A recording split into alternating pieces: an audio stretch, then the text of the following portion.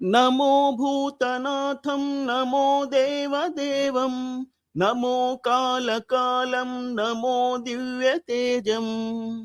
नमो कामभस्मं नमो शान्तशीलं भजे पार्वती वल्लभं नीलकण्ठम्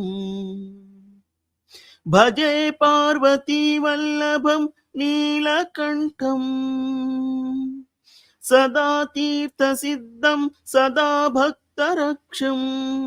सदा शैव पूज्यं सदा शुभ्रभस्मं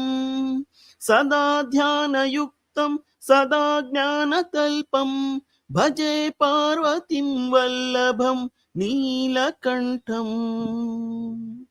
भजे पार्वती वल्लभं नीलकण्ठम्